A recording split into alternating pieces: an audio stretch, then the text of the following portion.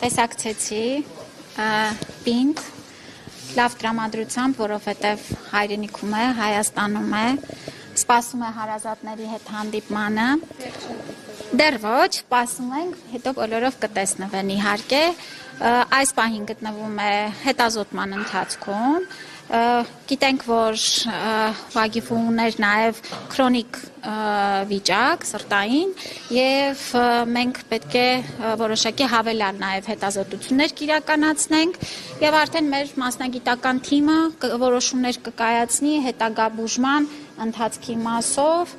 վստահ լինելով, որ լավագույն հսկողության տակ է։ Տիկին նախարար Մենք նման այս պահին իրավիճակ չունենք, նորից եմ կրկնում, կարիք կա հավելյալ հետազոտություններ անցկացնելու, քրոնիկ վիճակի հետ կապված բուժման ուրեմն ընթացքը կպլանավորվի եւ կիրականացվի եւ ամեն ինչ լավ է։ Այս պահին ամեն ինչ լավ է։ Վատացել էր ադրբեջանական բանտում, այնտեղ էլ տեղափոխվել էր վերակենդանացման բաժանմունք։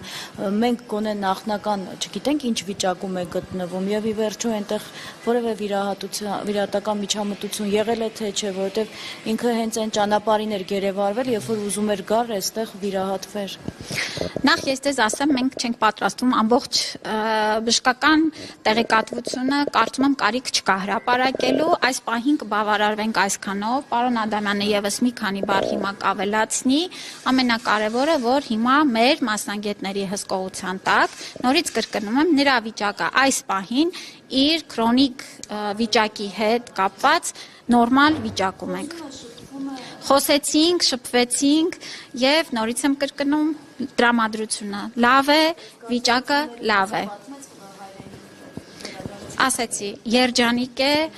ուրախ է եւ իր խոսքերն էին, որ Հայաստանում եմ, լավ եմ։ Տիկին Ավանեսյան, դուք մինչ իր մոտ մտնելը ասացիք, որ մյուս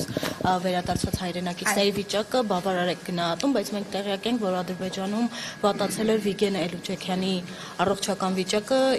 նա անգամ քայլելու հետ կապված խնդիրներ ուներ։ Բոլորը անհրաժեշտ հետազոտությունները մասնագիտական խորհրդատվությունը կստանան եւ եթե կարիքը կլինի հետագա որևէ բուժման process կազմակերպելու, արդեն ընթացիկ կկազմակերպենք։ Այս պահին, նորից կրկնում եմ, նրանց վիճակը բավարար է, որևէ այս պահին խնդիր լուրջ չունենք։ Այստեղից հետո պատրաստում եք իրենց այցելել։ Եթե այցելեմ կամ կարիքը լինի, տեղյակ կլինեք։